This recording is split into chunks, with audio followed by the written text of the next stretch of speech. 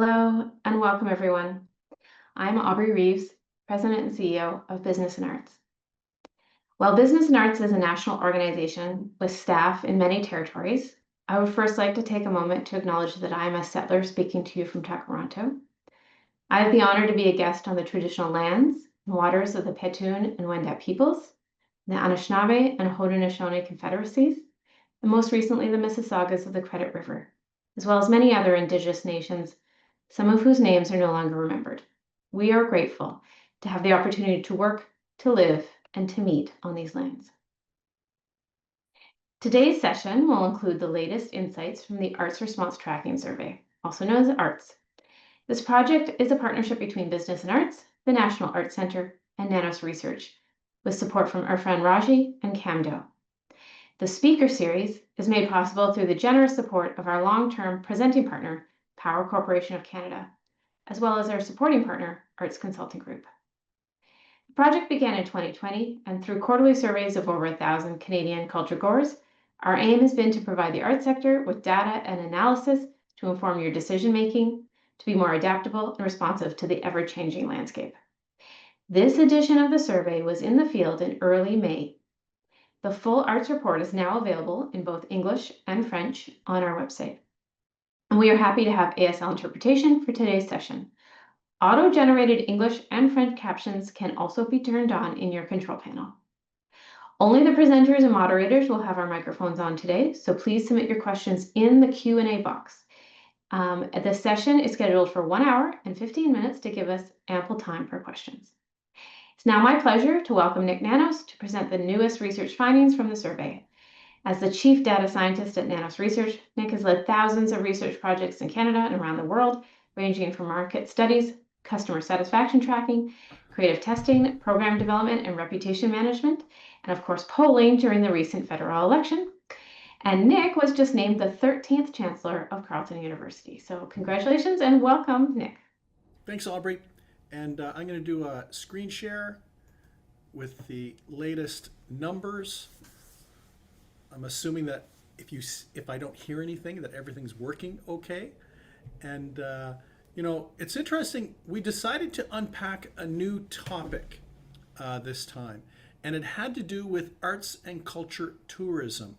The types of experiences that people were there any differences in terms of experiences that people wanted, either at home or when they traveled, and their top motivators. And we also did, obviously, our tracking. And as Aubrey said, it's hot off the press. This was just completed about 13 days ago, so the numbers are very recent. It's interesting, when we asked individuals in terms of experiences, what do we say, at home, in their home community, or outside of their city or town. Generally, when you look at the top numbers, you can see that when we asked about whether people wanted something, experience something unique, new and rare, or whether they wanted to go, I call it the greatest hits, although we didn't say that in the survey, but what is known, traditional, and a favorite, that in both instances, whether people were in their city or town or outside of their city or town, new experiences tended to be a little more popular. And just so you know, we described going out of town like being a tourist as driving more than 40 kilometers. But what's interesting is that when you look at the demographic numbers, that there are noticeable differences depending on whether you are younger or older. And you can see in general whether it is an experience in town or as part of a tourist experience. If you're a young person, you're much more likely to want to have something new or unique or rare compared to individuals who are over 55 years of age. While those that are over 55 years of age, you can see if they're in town, they're more likely to want something that is more traditional and a favorite. So you have to think of those particular lenses, so to speak, when we look at those types of experiences. The other thing that we actually tested on for the first time, and I don't know, Aubrey, if I'm allowed to use the T word, Trump, it's because of Donald Trump, but we wanted to just test on Canadian content and how Canadians felt about the importance of promoting Canadian content, compared to the past. We've never asked this question before, but we thought we might want to unpack this. When we ask a direct question on the importance of attending or visiting a performance or event that promotes Canadian content compared to the last year, you can see that people report that they're more likely to say that it is much or somewhat more important rather than less important. About 56% say it's the same, which means that, the importance of Canadian content obviously is fairly consistent over time, but there's been a little bit of a bump.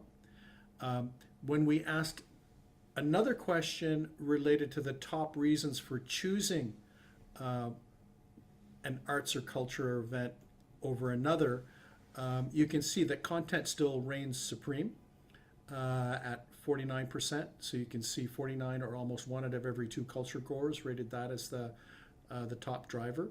You can see Canadian content ranks kind of fourth, but I think the key takeaway here is that we're probably in an environment where there just happens to be a little more sensitivity to Canadian content. And I'll say that there's in addition to delivering a quality experience of an artist or content that people are interested in, having that Canadian component is a little more of a draw than it has been in the past. And when it comes to tourism writ large, when we're asking culture goers whether they expected out-of-town attendance to be more frequent or less frequent than the past, you can see overall people are reporting that they are expecting to do a little more arts and culture tourism more compared to the past.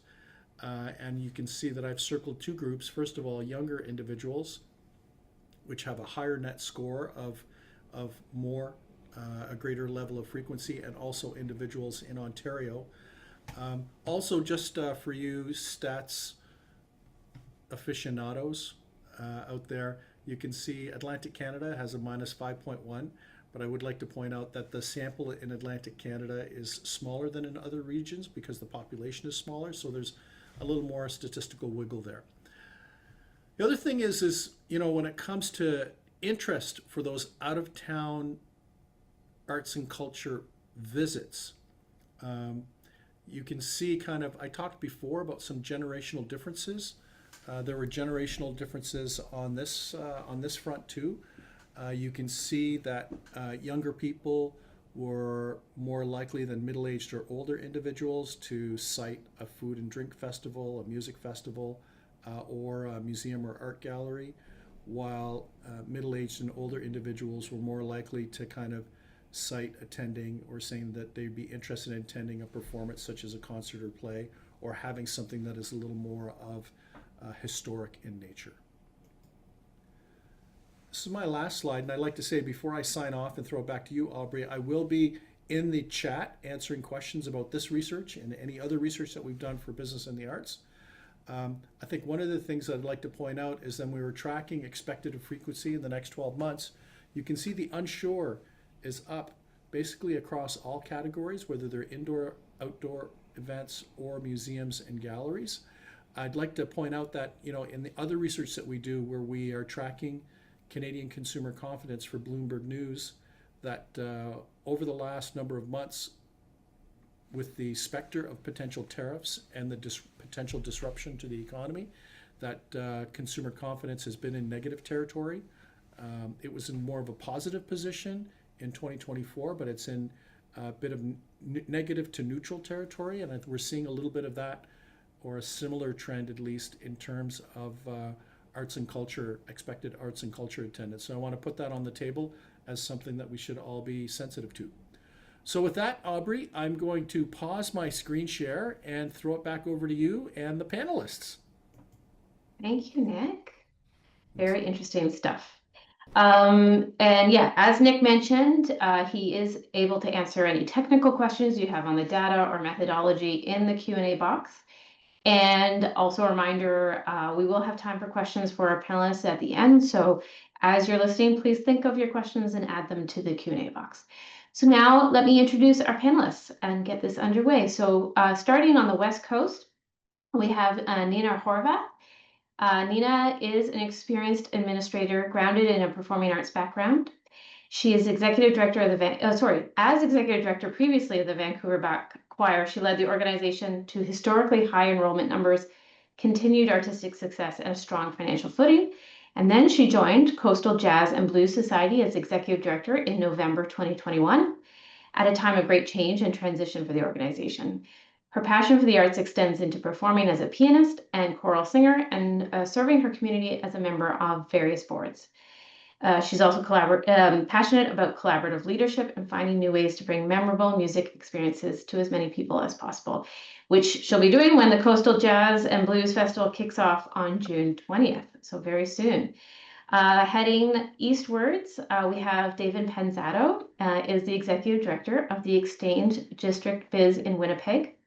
Centered on the Exchange District National Historic Site, the neighborhood is also home to the city's theater district, dozens of Winnipeg's top restaurants, boutiques, cafes, cocktail bars, and a burgeoning residential population. With a background in branding and strategy and public engagement, David has led the biz towards greater emphasis on its status as an arts and cultural hub, including establishment of programming such as alleyways in the Exchange and new winter public art festivals. On to the East Coast now, we have Anna Moran, who is the Director, Research, Planning, and Decision Support at Tourism Nova Scotia's research programs. She's been with Tourism Nova Scotia since May 2014, a natural extension to her more than 20 years of experience in leveraging marketing research to inform strategic decision-making. Tourism Nova Scotia's research team supports not only Tourism Nova Scotia, but also other governmental departments, including the provincial museums and the provincial tourism industry, with data to inform decision-making. This includes monthly tourism indicators, segmented research, and research to help increase industry capacity to attract and host visitors. Tourism Nova Scotia also offers an innovative research program called Voice of the Visitor that allows tourism industry organizations and businesses to complete custom market research studies with past visitors to the province. So welcome to the three of you. We really are stretching from coast to coast today, which is quite exciting. So I'm going to get started with you, Nina. Your festival is just around the corner. And as we saw in Nik's data, twice as many cultural goers see it as more important now to attend Canadian content rather than less important. But any of us who's involved in programming know that you usually program a festival months, if not a year or more before the event. So I presume the things that are planned for this year really came together a long time ago before this sort of energized interest in buying Canadian. Are you doing more to highlight Canadian talent on your roster at Coastal Jazz this year? And how are you balancing international talent on the schedule with the Canadian content? Thanks, Abri, and it's great to be here. I'm coming from Vancouver, which is unceded territory of Squamish, Musqueam, and Tsleil-Waututh peoples. So you're totally correct that most of our festival, or certainly the sort of larger acts, were programmed by January of this year. So far in advance of where we're currently at in terms of public sentiment. I can tell you that in terms of where our artists and our shows are tracking this year, American artists or artists from outside of Canada are still selling well. Haven't seen any big shift there. But we know our festival has always focused on Canadian artists as well as the international ones. In past years, we usually have over 50% of our artists coming from Canada and from BC, and this year is certainly no exception. For the last few years, we've had a series called our BC Artist Spotlight, which we're continuing this year. So that's something that we use to highlight our local artists. And so we're continuing. I don't think we've really shifted our marketing strategy significantly. We are maybe one thing we're sort of leaning a little bit into the like I heart or I maple leaf, Canadian jazz idea. So we'll have some marketing around that and some merch that plays on that as well. I think maybe notably, like we haven't made a big deal of Canada Day for the last several years since the pandemic, and we are programming multiple shows this year on Canada Day once again. So that's maybe a shift for us to highlight, and that will all be local artists as well. And that's a shift from us and also our partners who program for Canada Day as well. So yeah, we're still kind of curious to see what, once we get into the festival, what the sentiment is from people, if they are much more excited to see those local acts or if it's still balanced between the two. Yeah. David, well, artists or the artistic content was the top reason that influenced which cultural events people wanted to attend this summer. The second and third ranked top choices were both location. You promote a location, a whole neighborhood in Winnipeg, the Exchange District, with many different cultural attractions located within it. So, can you tell us about your approach to promoting both the location and that artistic content? Yeah, as you mentioned, we're centered on a National Historic Site, so that's a draw just in and of itself. There's, over 120 designated heritage buildings within like 20 blocks, so basically within a 5-minute walk. And we are, heading into the summer season. The Winnipeg International Jazz Festival kind of kicks off our festival season here in the Exchange District, and then we've got the Fringe Festival, which we have a little friendly competition with Edmonton each year as to who has the biggest Fringe Festival. Um, so all of that actually kind of swirls together in the Exchange District. It is really a bit of an ecosystem. We've got all of the major performing arts institutions here. We've got, the Royal Winnipeg Ballet, the Royal MTC. We've got the Winnipeg Symphony Orchestra, Manitoba Opera, and so on and so forth. So the arts are integrated also into this location. So it's something that we've really, as an organization, as a business improvement zone, have really leaned into over recent years. This kind of started with Nuit Blanche Winnipeg and the impact that has had on the ground floor businesses. I've had several restaurant owners talk about how that is by far the biggest night of the year for them. Sometimes outstripping Valentine's Day and the whole holiday season. So that's where we started taking a look at this, and the data really shows, including some data that we got through our partnership with Culture Days, that arts and culture are a major economic driver. So people come to visit. Yes, some come to visit the National Historic Site, but also if they come to the National Historic Site and go to see a play and go to see a show, they're spending a lot more money on the ground floor businesses.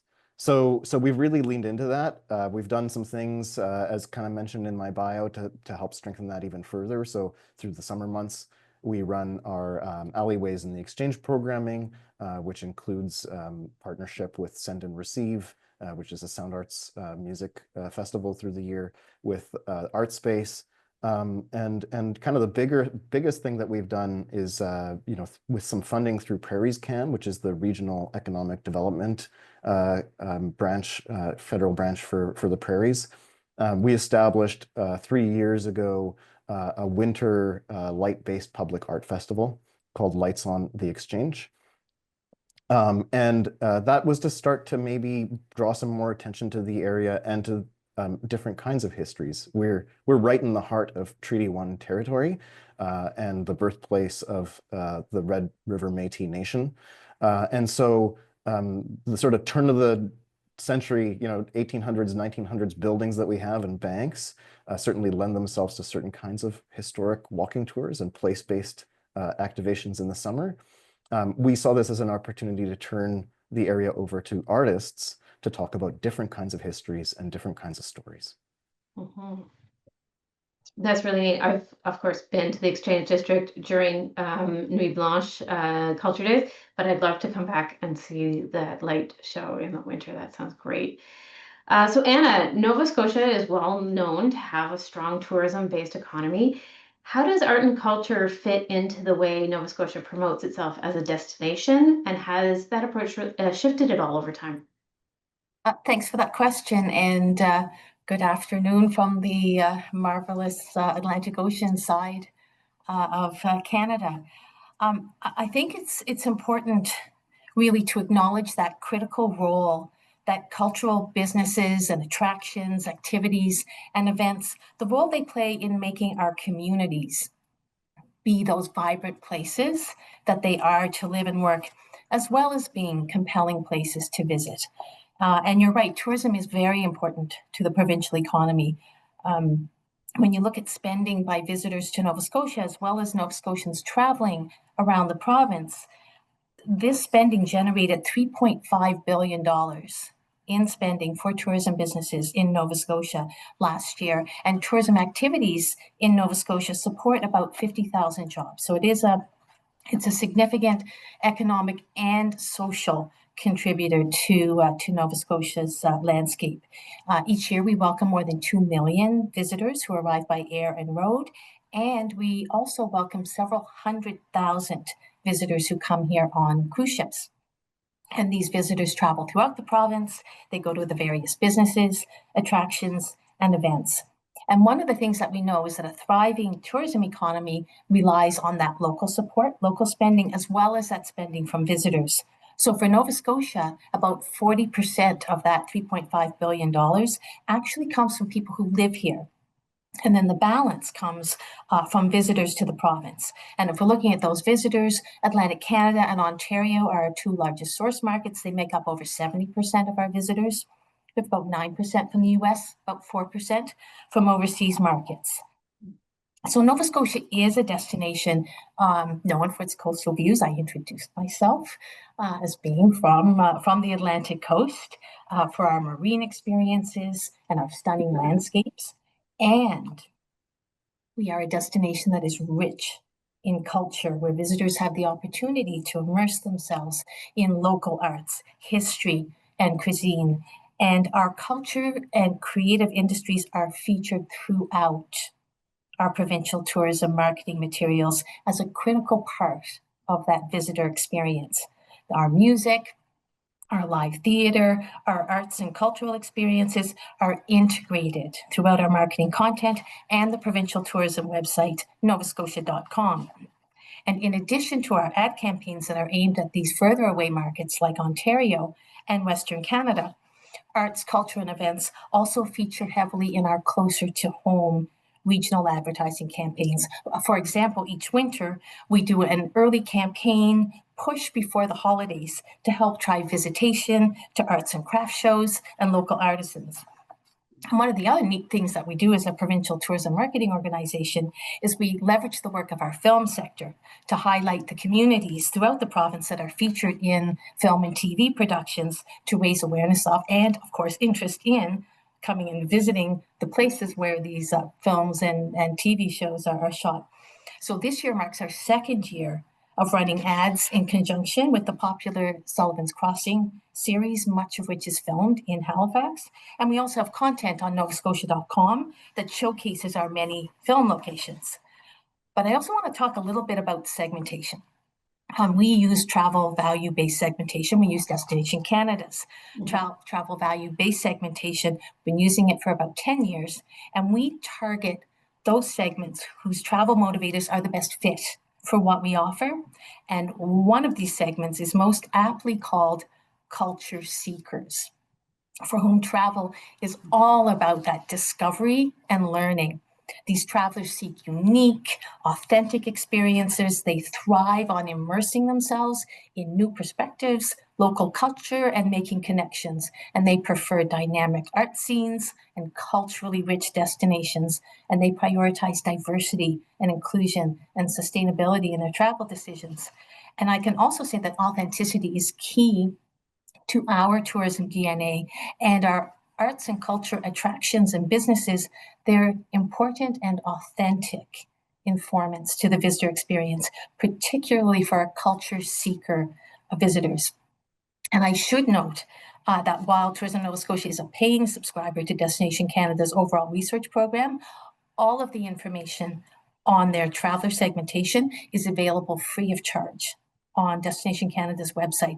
They just released a fresh new segmentation model in December, and I encourage all businesses and organizations who have that interest in identifying and attracting their best visitors to check it out. Now, you did ask at the beginning of the question, how has our approach shifted over time?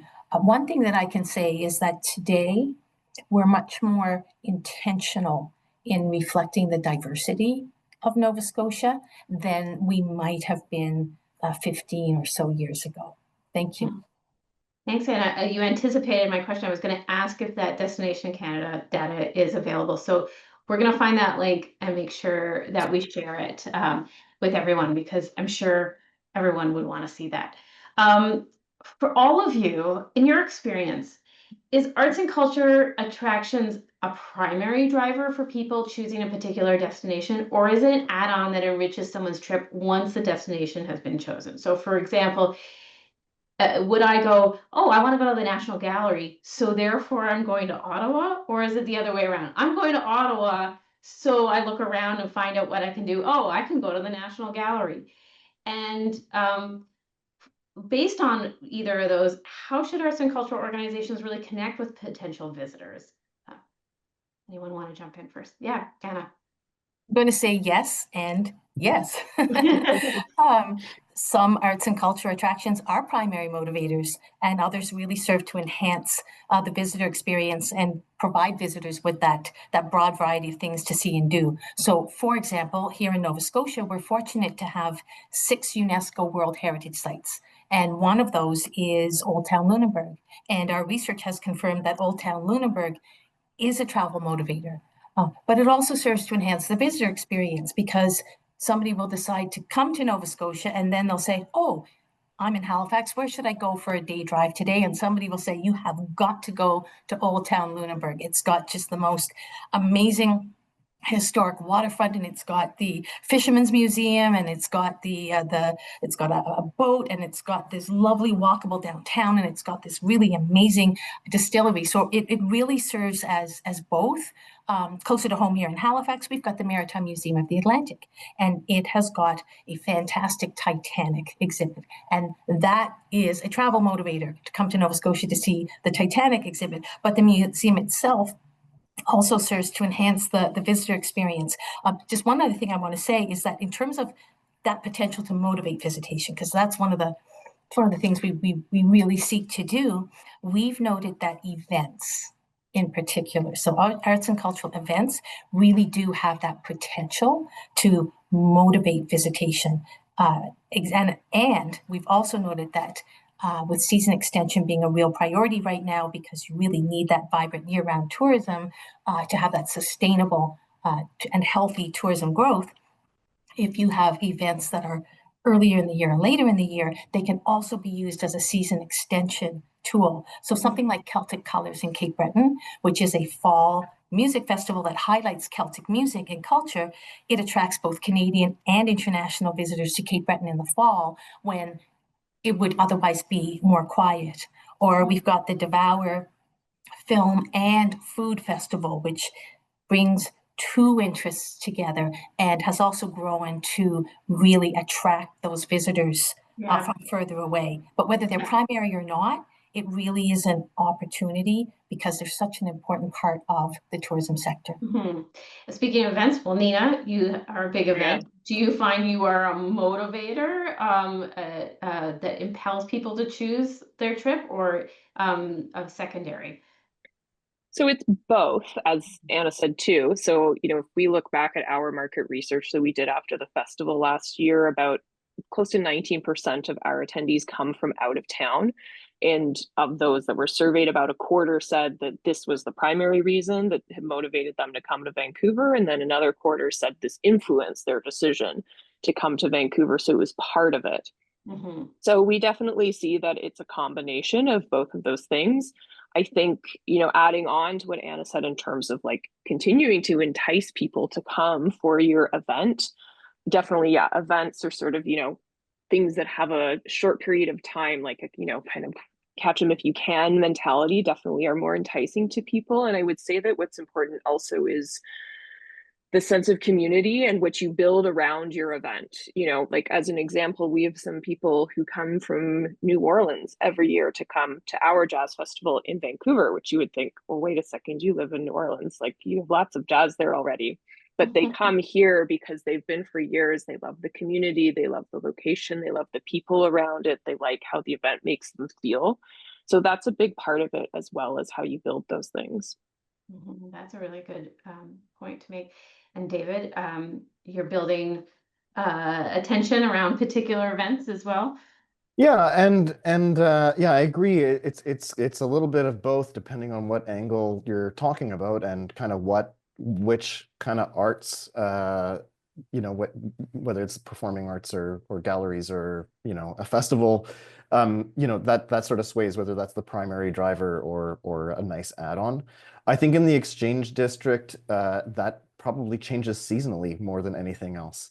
So in the summer, it's the location that is the primary driver. And then all of the arts around it just enhances that experience further, right? It just becomes a bigger deal. And then when you get into the winter months, it is more, it is more event based or performance based, and that's what's driving people to come down. So yeah, there's a both and there. And I think understanding that mix is really important. So for example, with our Winter Lights Festival, we don't, at least not in the short term, we don't see it as being a primary motivator because we're slowly building this thing, right? We've got public art out. It's very subtle. It's also a lot more thoughtful than maybe the kind of bigger spectacles like Nuit Blanche. But we do know from data that we just got last week from probe research here in Winnipeg that it was an add-on or it's that extra little thing that tilted people's decisions about whether they were going to come to the area. So that's I think it's a really important part of that ecosystem. I would imagine it's also something that people take away from a trip and talk about and tell other people. So it really contributes to that word of mouth after the fact, to influence others to go to Winnipeg or Vancouver. Um, Whether someone is staying locally or traveling out of the town, we saw that there was a very close percentage of people who wanted an experience that is unique, new, rare, one of a kind compared to the known or traditional. But then there was a really big difference, as Nick noted, between age demographics, with the younger audience seeking those unique experiences more heavily, while the older audiences were skewing towards those known and traditional experiences. This suggests arts and cultural organizations need to think carefully about what sets them apart if they want to attract younger audiences. Can each of you give an example of how you are doing that, or organizations that you're working with might be doing that? You know? Yeah, sure, I can start. I mean, I think for us, it really comes down to programming and what artists we're programming and what audience they appeal to. I think, it's an example of that. We started adding late night DJs into our programming a couple of years ago, and that definitely draws in a younger audience. But it's also like sometimes it's surprising for us, and because it's a bit of a niche jazz too can be. So, there's certain artists that are going to attract across ages because they have a certain reputation or name. So, like we had an artist, Julian Lage, last year, who's a well-known guitarist, and we did a meet and greet afterwards. And most of the people who came to that, I thought it was going to be all older people who wanted to pay the money for that. And it was almost all younger people who were super into guitar and wanted to nerd out with him about guitar playing. So I think it's about the programming that you present and making it accessible. And also, and I'm talking with other festivals too, it's really about that like kind of money can't buy experience. So building out things around the programming too. So like, is there sort of a social aspect to it? Is there something that you might not see somewhere else? Is there something special like a meet and greet or some other opportunity like that? Or like one time only merchandise or something like that. Those sort of things all tend to really add a lot of value to a younger crowd. And they seem to be interested and willing to pay like a higher price tag for something like that, which sometimes goes against what people's assumptions are that a younger audience can't afford it. They can totally afford it if it's really exciting to them. Yeah, yeah, I actually with that question and with Nanos's research on this, it really made me think about people's trajectory who are music lovers, and the way that people tend to age is absolutely when you're in your teens and 20s, you're going to listen to every new thing you can possibly listen to, and then kind of as you get older, you kind of maybe refine your taste a little bit, and so you still are excited about new things, but it's got to be the right new things. And Mhm. I think that some programming. So Jazz Winnipeg a couple years ago, they did a bunch of stuff that is, yes, it's jazz, but it's a little bit it reaches out to some other more maybe noise sound related audiences. So they had they had Sun Ra here, and that drew a whole new kind of crowd, right? And this year with Lights On, we did our first foray into a ticketed event, and we did a similar sort of thing. We chose a handful of DJs that we knew were popular, that were big draws, and then in between those sets, we had some performance-based art. And throughout, we had some projection art from manufacturing entertainment. So I think opportunities to blend audiences, to find ways to, and in the olden days, this is exactly what radio used to do, right? They play stuff that everybody was familiar with, and then they'd introduce one or two new songs. And I think that's a way to expand audiences and to keep things fresh. Mhm. Yeah, that's a good analogy. And Anna, in terms of the data that you have in Nova Scotia, are you seeing big differences in demographics? I really like that term blend audiences. So if I start at the high level, as a provincial destination marketing organization, we are quite broad in our marketing because we do go after both younger and older audiences. Because we do use this travel value based segmentation, we do find that some of the segments tend to skew younger, and so if we are marketing activities that would be more relevant to that younger audience, then we ensure that we work with our agency of record to make sure that the messaging gets out to those younger audiences. And then, of course, with digital marketing being so creative and complex and AI driven, our messaging will quite naturally reach the appropriate audience because of programmatic digital advertising that we do.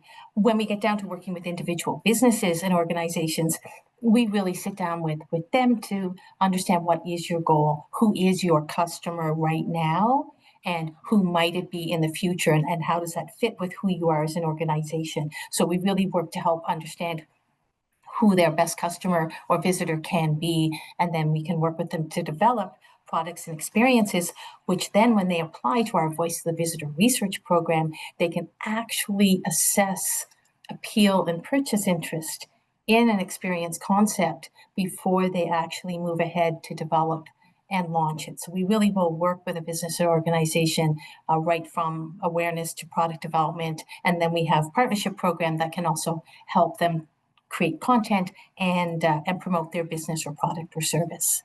Mhm. Great. Just a reminder to everyone in the audience, we have a little bit more time of our moderated discussion, and then we will be going to questions from the audience. So if you have a question, please add it to the Q&A box. And we always get this question, is this being recorded? Yes, it is. And we always make the recording available, usually only a week or so after this live event. So, and you can share it with other people in your organization.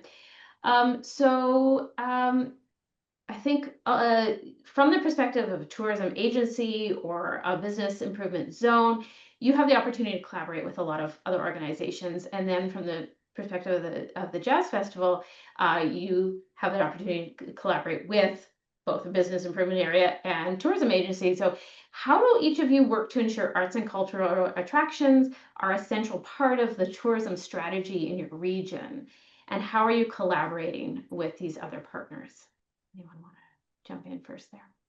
This topic keeps coming up a lot right now, actually. So in April, Travel Manitoba with Tourism Winnipeg and Manitoba Arts Council held a summit on arts and culture and tourism because the data was showing some of this compelling information. I think it has been somewhat neglected. I wouldn't say it's been grossly neglected, but it's been somewhat neglected by tourism agencies, maybe right across the country, which is why Destination Canada is starting to move in this space as well.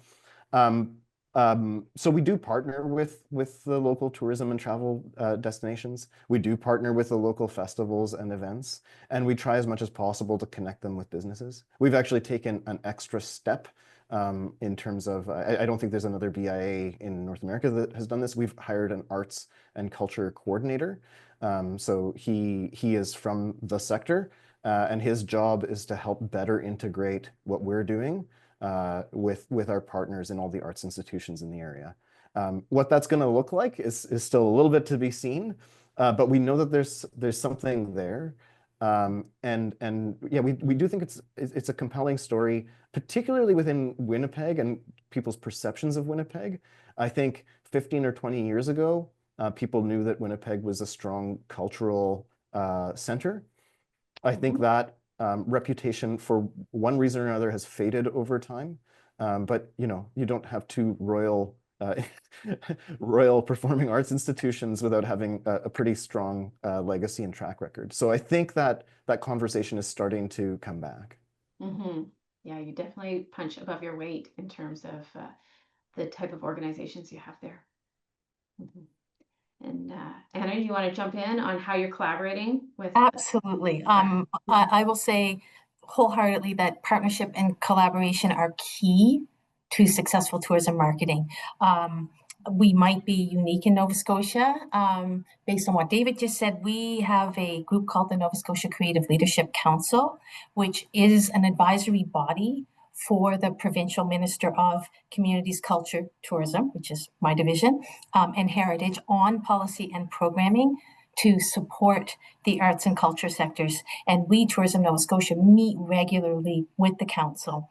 We also meet regularly with sector groups like the Association of Nova Scotia Museums and Theatre Nova Scotia, because these sector organizations are really key to linking their members to those collaboration and partnership opportunities that there are with Tourism Nova Scotia to help increase their capacity to attract and host visitors. And then, of course, we work directly with individual arts and culture businesses to help them create and promote experiences that will allow visitors to engage. So one example that is a result of quite a long-term collaboration is the Mi'kmaqi Desik Authentic Cultural Certification. This was led by the Mi'kmaq of Nova Scotia and supported by the Mi'kmaq Cultural Tourism Strategy. And what this certification does is it ensures that authentic Mi'kmaq cultural experiences are developed and delivered by Mi'kmaq hosts and makers. And there's currently, Mi'kmaqi Desik was just launched last year, and it currently has more than 20 certified members. And in addition to that certification process, authenticity guidelines and a toolkit were developed. And our role in this was we provided financial support, and we also participated in the working group. In the past 2 years, we've partnered with sector organizations to stand up 2 significant research projects, a Mi'kmaq cultural tourism study and an Acadian cultural tourism study. And then, of course, all of our programming really allows arts and cultural organizations and businesses to build their capacity to attract and host visitors and enhance their profile through provincial tourism marketing channels. So having and developing, nurturing those relationships and ensuring that the channels of communication are kept open is absolutely critical to sustainable tourism growth, to that thriving and vibrant tourism economy. I'm taking notes right now. It's really, it's really fascinating for me to hear what's going on in different provinces and how you're working with your provincial government in particular. Right. I agree with you, David, that I think bringing arts and culture into the overall tourism strategy is something that's maybe still a little behind where it could be, at least for certain provinces. Anna, it's awesome to hear the stuff that you guys are doing. I don't, for us in BC, at least, the way our ministries are structured, it's the Ministry of Tourism, Arts, Culture, and Sports is all one. Yeah. One envelope. Manitoba too. I always joke, and grill. Yep. Yeah. Yes. Yeah, totally. So I will admit that it's been challenging for us at times to work for sure at a provincial level to help promote tourism for arts and culture. I think a lot of the response that we get is, working with the more destination organizations is that because we're already in the peak time of summer and most of their metric is based on hotel nights, it's not a high focus for them. And we've been regularly asked, well, would you consider moving your event to November? And then, we'd have something to talk about and you go, okay, well, outdoor festival doesn't really work in November in Vancouver, but well, we might come up with something in the future. I will say what we've had success with is definitely working with the BIAs and more local organizations. So we work quite closely with downtown Vancouver, and also Granville Island is one of our biggest and longest partners. And they've been really great with helping us support what we do and uplifting that and helping, spread that throughout the community. So certainly these partnerships are really vital, and our partnerships with the city and the province too, of course, are really vital, but I think there's still definitely room for growth there for us in the future. Mm-hmm. It's a shout out in the chat from someone also at a BIA. So yes, I strongly encourage people to get in touch with their BIAs Yeah, the BIAs are great. We're like a cult. We all identify ourselves now. But it's great, and because I think you guys are, you would know better than me, Dave, but there's that focus on placemaking and also combining different and blending events, and I think that's really relevant to people right now. It is. Okay, we're going to go to some questions from the audience. Our first one in is not surprising. In the current context, are your organizations specifically targeting U.S. tourists for the season to take advantage of the favorable U.S. Exchange rate? I see your head nodding, Anna, so yes. I am nodding. I will say that I did talk, actually, I haven't really talked about the U.S. market so far. The Northeast U.S. is a significant tourism market for us, and we run annual advertising campaigns primarily in the Boston area. That is no different this year. One thing that has changed, if you think about how our advertising works, we start with that high level, hey, there's Nova Scotia, there's Peggy's Cove, there's the big iconic things. And when people start searching, then they start to see the other content that really drills down into the things that there are to see and do. And then as they get closer to the funnel, to the bottom of the funnel, to be making that decision, we have also introduced some lower funnel messaging that says, we've got a really favorable exchange rate, and we encourage you to take advantage of that. So tourism marketing and building that brand, it's a long game. There are current political tensions, and the landscape is shifting a little bit right now, but it is a long game. So we are still headlights on, aimed at the Northeast US with that little bit of a change in our lower funnel messaging. And in terms of that messaging, I think a lot of Canadians are not feeling particularly welcome in the US, but if we want those American tourists to come here, we have to make sure that they feel welcome in Canada. So when you're working with your partners, what are you talking about in terms of conveying that message of welcome? Yeah, well, there was a research study done in Nova Scotia that actually, thank goodness, I'm going to back up a little bit, people come to a destination because they want to see and do something, experience something. When we ask people after they've left Nova Scotia, how was your visit? The first thing they talk about is just how amazingly welcome they felt. And in the market research that was done in Nova Scotia, Nova Scotians have promised to be as welcoming as they usually are. So we are feeling very confident that Americans who come to Nova Scotia and who come to Canada will be welcome when they come to visit. And David, friendly Manitoba, known for its welcome. Right. Are you doing anything to focus on U.S. tourists? Well, I would say that our relationship with Travel Manitoba and Tourism Winnipeg is one of essentially like funneling, right? So they're focused on that attraction, and we provide them whatever assets they want. We help them in whatever way they want because we're one of the assets. It's similar to as a BIA, as a biz. I always talk about how our job is to get people into the neighborhood, and then it's up to the individual business to get them in the door. And I would say that we see ourselves as the individual business in this relationship. So we certainly work with Tourism Winnipeg and Travel Manitoba. We have conversations with them and how to position things. We participate in their advertising stuff that goes to the US and across Canada. But we know that our job is, once they get them here, to then show them what's great in the exchange. Yeah. Nina, this next question might be most appropriate for you. Artistic producers are spending more and more of their programming budgets on accommodation. And artist fees, due to the high costs all around and the exchange rate, and Canadian artists are competing against international tourist dollars. How are you really managing these high costs? Is this an issue on the radar of businesses and arts leaders? I think it is. What initiatives are in place to support artists in this difficult time? So you were aiming that for me? I'm sorry. Anina. Oh, thank goodness, because I was going, Oh, I was hoping you not might have a me. brilliant response for this, because yes, it is absolutely a challenge for us right now. It's going to continue to be a challenge in coming years. At least in Vancouver next year, we have FIFA here, and that's creating a really big extra challenge in terms of things like hotel rooms and accommodation in particular. Mhm. How are we managing it? It's an ongoing, I don't have a brilliant solution for you. I wish I did. Mhm. I think we have had to shift the way that we are programming. It's more difficult for us to take the risk on really big marquee acts. Certainly, the larger the act gets, the more of a challenge that exchange rate becomes. So things that we might have taken a risk on pre-pandemic, we're not doing right now.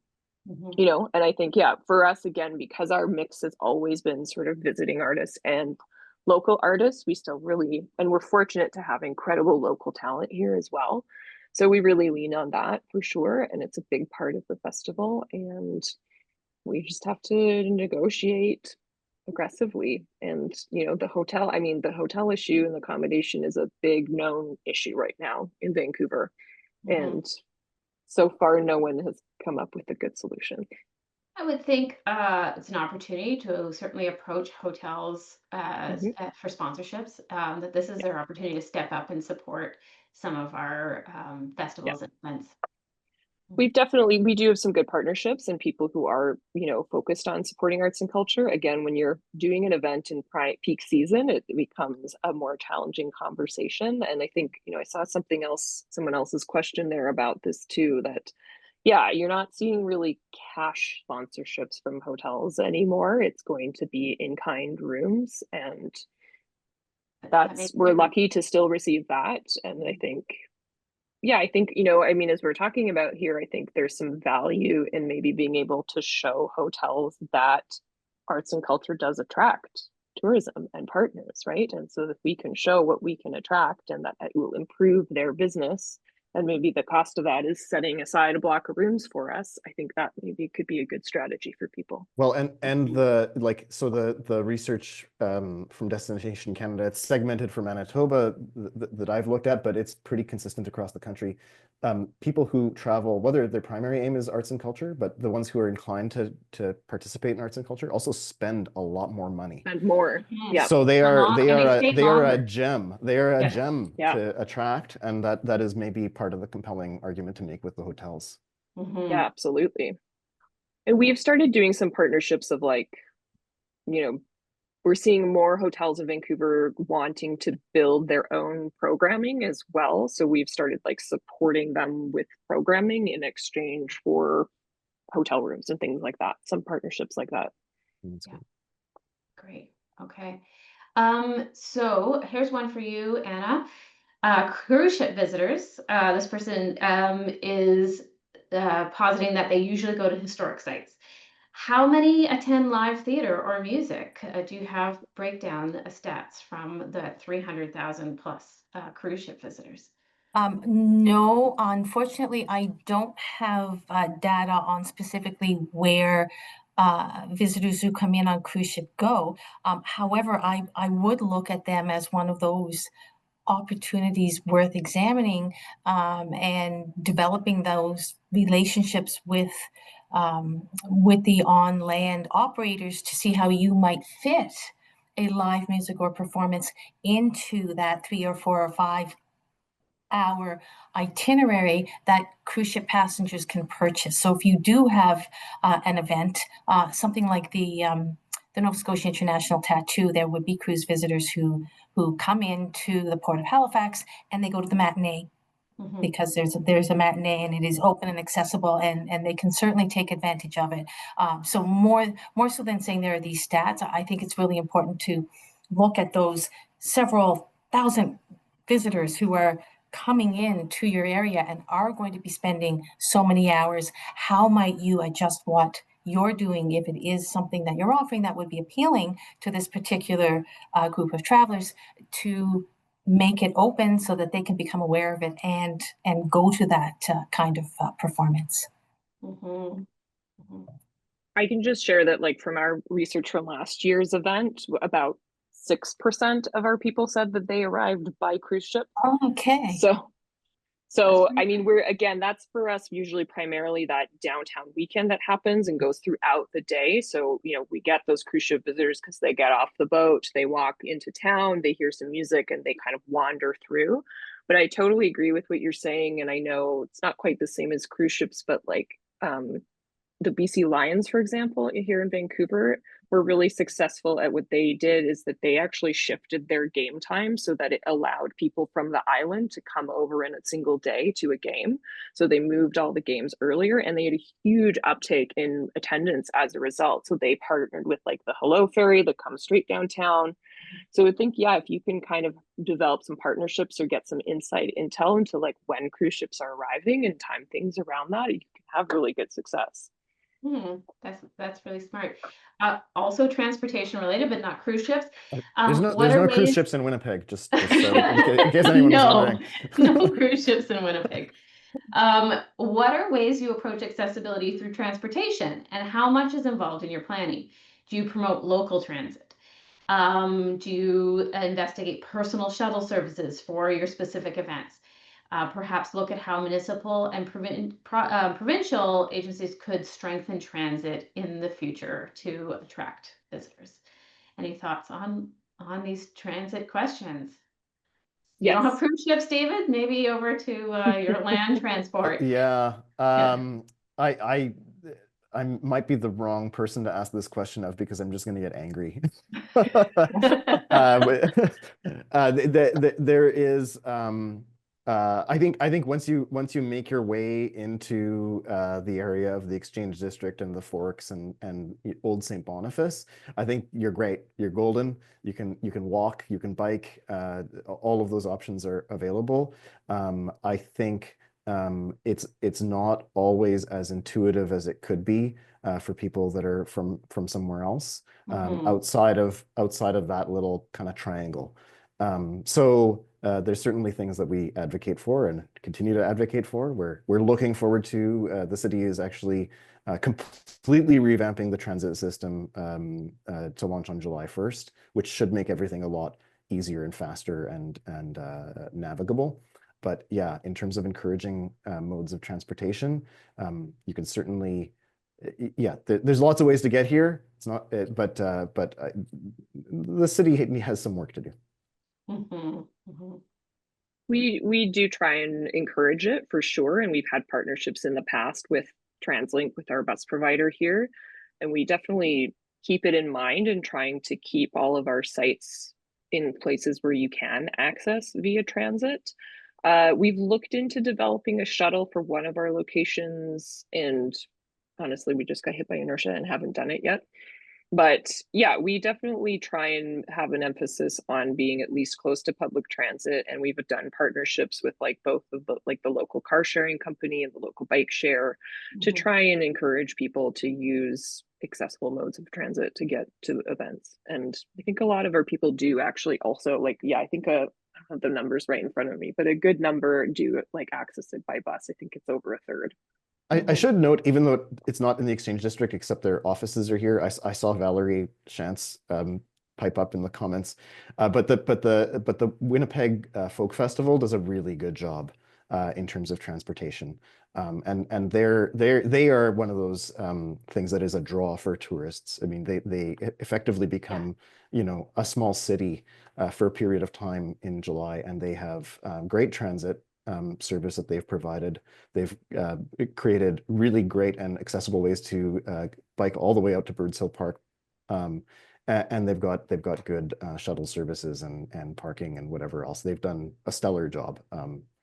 They could be emulated by anyone who's looking to do really well. And Anna, in Nova Scotia, Halifax specifically, any transit partnerships? Right. So as the provincial tourism marketing organization, we do tend to be looking outwards and looking at access to get people here, and Halifax Stanfield International Airport is a very important airline hub. And I will say that you have Halifax, which is a major city. It is very walkable. We do have a strong public transit in the city core and out to the suburban areas, and we've got a very strong motor coach operators who will take visitors who aren't able to drive around the province, because we are a drive province. To go from Halifax to Yarmouth would be about a 3-hour drive, and there isn't a public transportation service to get you there. But we do have motor coaches there. We do have active transportation, significant improvements in the Halifax area where you've got protected cycling lanes. I would say that interprovincial transportation is definitely an ongoing opportunity for the province. As someone who, and I heard that echoed by David. I'm not getting mad, David, but I hear you. Yeah. It is an opportunity, isn't it? Yeah, as someone who grew up in St. John, New Brunswick, I would really appreciate that ferry from St. John to Digby be a Yes. little bit more accessible, because it would cut off multiple hours off of a trip to Halifax for sure. So yeah. For all of you, considering recent events that took place in Vancouver, have you experienced any increase in your outdoor event festivals? Inquiring about safety and security, and have you had to rethink spending on these issues for your guests? I'll jump in because we're here and in the same city. So no, actually, for us, we have pretty proactive security already. Yeah. And certainly, like we've reviewed our security plans internally and made sure that we feel confident in them. But in terms of spending, it's for our event too, and its location, it's in its profile, it's not going to cause an increase for us this year. Because you're not right in streets. You're already on venues that are off. Well, yeah, we could coincidentally, we actually do in past years, we have had a street closure, but back in January, we had already decided to not close the street this year. So that happened before any of the events earlier this May. So it means that, it's our security needs are unchanged this year. Prescient though. David, any thoughts about street closures, safety and security? Yeah, that hasn't come up yet for any of the summer related things, because I think they're just off street enough. I am keeping an eye open for the conversations that are going to start probably in the next month or so around Nuit Blanche, because of course there's tens of thousands of people on the street, even when they're not supposed to be on the street. So it's that's one that I'm keeping an eye on. Actually, sorry, go ahead, Aubrey. I was just going to say, those are obviously going to be conversations you have with your municipality that very much have to be in partnership. Go ahead, Nina. I was just going to add that I think for us, actually, the larger increasing need this year and what we are spending some money on is some additional de-escalation training for our staff, because we are in downtown Vancouver and we have noticed that the number of people on the street who are existing at a higher level of agitation has increased in past years, and we've had a couple more incidents with that at the festival, or especially usually it's actually in the pre-production stage. So we're spending a little bit more focus on making sure that our staff are well trained to deal with things in a non-violent, supportive way. Yeah, that's a really good point. This is a very data question. Can you share your thoughts on TREIM, TREIM data, and if you find it accurately reflects economic impact? I'll start with you, Anna, or equivalent data in your province. Yeah, I'm happy to take that question. I will say that any economic impact analysis that we do is actually run through the provincial IO model. So we would take the one of the tools that Destination Canada also offers is a very up-to-date and very current tourism revenue estimate model called LASER. Lodging, Align, Spending Reports is what it means. But we would take that top level tourism revenue data, and we would work within government with our Department of Finance to run it through their model. So I wouldn't be able to comment on the model that you referred to because we do use the provincial model. And the reason why we do that is when we do a tourism economic impact analysis, it's then comparable to those other economic impact analyses that are done for other sectors. And if we're trying to make a case for something, having that comparability is really important. Mm-hmm. Yeah. David, do you have any thoughts on economic impact data for tourism? Yeah, I mean, I can't really speak to the models. I can speak to some of the stuff that we've looked at, that we've seen, some of the stuff that we've done ourselves. But yeah, that's to me, I always think about whether or not when I'm being shown some data, whether or not that fits the gut for me, right? And if it doesn't, why doesn't it, right? Mm-hmm. And sometimes there's a really good explanation for why it doesn't, and sometimes it's like, maybe this isn't, maybe there's something missing here in this data set. So yeah, and then particularly because we are, even within the region, we're a small part of a larger downtown.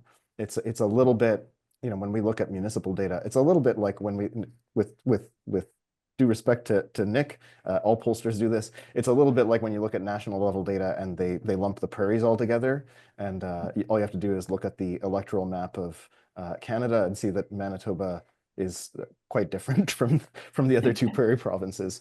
Yeah. So you always have to like factor that sort of thing in and bring that lens to it. Mm-hmm. Mm-hmm. Any final thoughts, Nina? Economic data that you use at the festival? I'm not as knowledgeable on this subject as either David or Anna, but yeah, we do our own economic impact studies each year. And, I'd agree with what David said, like the company we use changed some of their modeling this past year. And, all of a sudden we were given like a wildly different economic impact number than we've ever had before. So we had to sort of sit down and understand like, oh, why has this shifted so much when our attendance and other things haven't shifted in a way that seemed to reflect that change in that number. So yeah, I think it's something I'm still learning about, is the variance you can have between different models. Yeah, has to pass the smell test, and you have to feel confident when you're going to funders and other partners that they're going to believe you. So really important. Well, that really brings us to time. So a big thank you to our panelists, Nina Horvath from Coastal Jazz, David Pensato from the Exchange District, and Anna Moran from Tourism Nova Scotia for contributing your insightful responses to the research and for answering all the questions from our audience. As always, thank you to Nik Nanos for your insightful analysis of the data. I'm personally looking forward to planning a summer vacation in Canada this year, and this discussion has given me a lot to think about what my family and I might do and see. A big thank you to the National Arts Centre and Nanos Research for continuing to partner with us on the Arts Response Tracking Survey. Thank you to Camdo and Irfan Raji, who are also continuing supporters of the project. And finally, a big thank you to Power Corporation of Canada, presenting partner of the Business and Arts Speaker Series. Thank you also to ACG, supporting partner of the Speaker Series. If you want to learn more about any of the Business and Arts programs and events, please head to the Business and Arts website for more information, or you can follow us on social media. The reports are now available. Many thanks to everybody, and happy travels this summer. So take care, everyone.